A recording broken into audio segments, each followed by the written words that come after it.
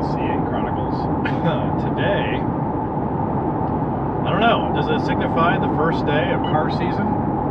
One could argue that, I suppose, but it is the very first Cars and Coffee locally, so that does say for something.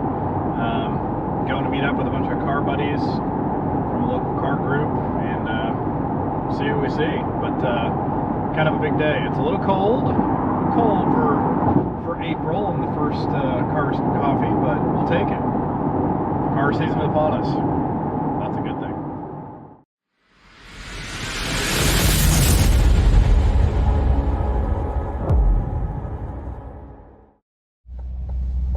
Yes. 2 minutes to start and the lot is full. Sweet.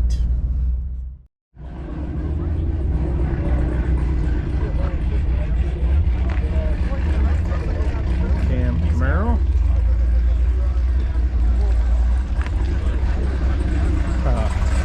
So this is Nate's car, that's Nate's car. My buddy's Scott C6 and his wife C8. Yeah. All the red coated Corvettes. E6 though. That's a 4th gen. Doesn't look that dirty. 4-cylinder, but. Restoring it the past 2 years. No, I haven't.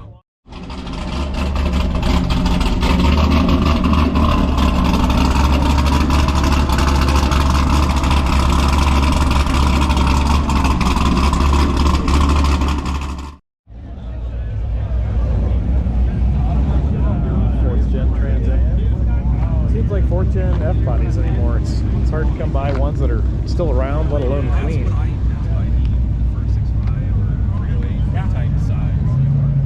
It's a 762.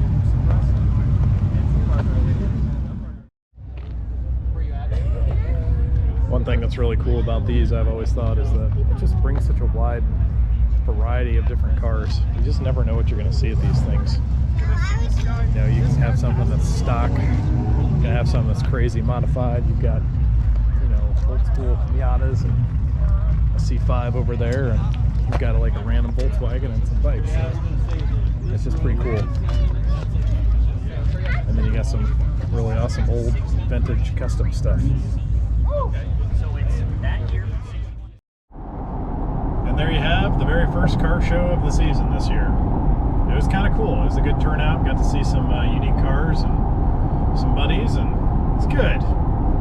This year has potential to be an exciting year for me, exciting year for the cars, exciting year for the channel. The Camaro, as far as I know, is still running good. I'm waiting on the wheels to get done and get those put on. The Corvette, I'm going to figure out exactly what power adder I'm going to go with this, and you know how I'm going to go about making this faster. I've got the half-mile race coming up again. We got some good things, so it was exciting today to kind of kick things off at the car show and see some cool cars and hope for more warmer days. It's still cold outside, but the trees are dead. But if you can look close, there's starting to bud some warm stuff, which usually is a sign here in Indiana that warmer days are on their way. So thanks for joining us today, and we'll catch you next time. All right, just kidding. Not the end of this particular video clip. So one thing I didn't have on camera from the car show today was that I met up with a buddy I met last fall who also has a C8. His just got a new Lincoln Felder supercharger package put on. Their standard package makes a little over 600 at the wheel. This one is upgraded and makes about 660 to the wheel. So I've not really gone into blowers that much. They're probably, honestly, just a little too rowdy for me. And I would rather have the power that the turbo makes up top rather than the torque that the supercharger makes down low, especially that Magnuson style blower that's on his car. However, I can't knock it until I've at least tried it, right? So he was gracious enough to offer me a ride in his C8. So we're gonna go check that out real quick and see what 660 wheel horsepower feels like in a supercharged C8.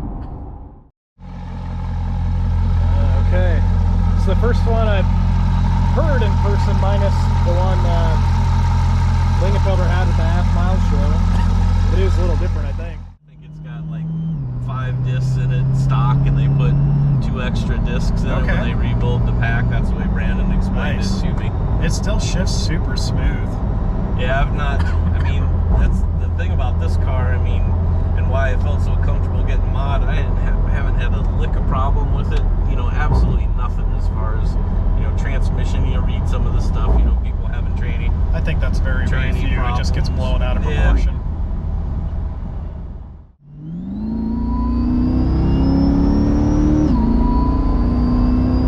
Okay. Yeah, you can definitely hear the whine, and that's just easy rolling into it. It's nothing big.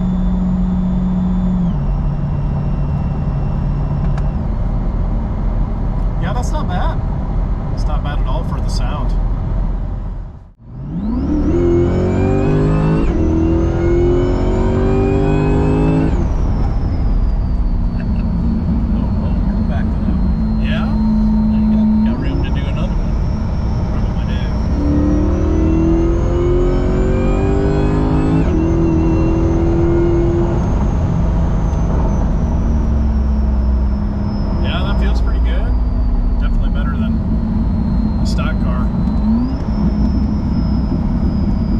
This thing shines though, it's just that Magnuson is all about the positive displacement, low end torque, so you're gonna feel it way more like on a launch rough and get go. Yeah, I don't think it's gonna have any trouble coming out of the hole in the corners up on the road course either. I'm sure it won't.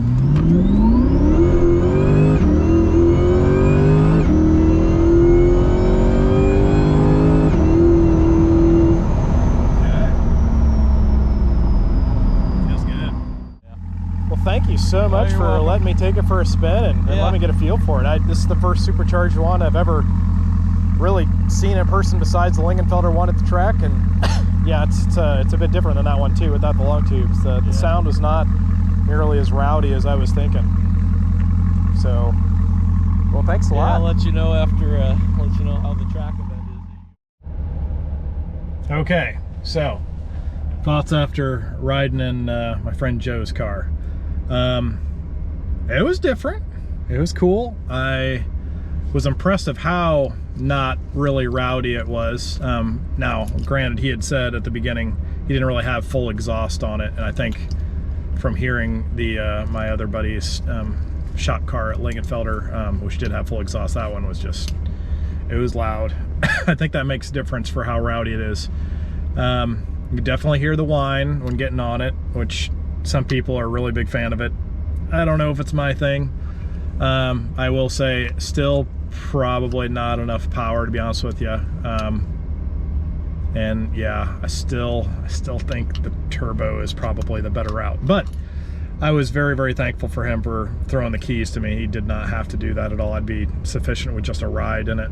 So that was pretty awesome. And I don't know, I've been lucky to meet some pretty awesome people over the years that are car people, and it's just good to add to your car people friends, I guess, friends list or whatever. It's always good to meet good car people. So that was awesome of him for throwing me the keys, and a really cool experience, and it really helped I think narrow down perhaps a direction I want to go with my C8 and see where I want to go. So thanks for joining us on this one, and we will see you next time.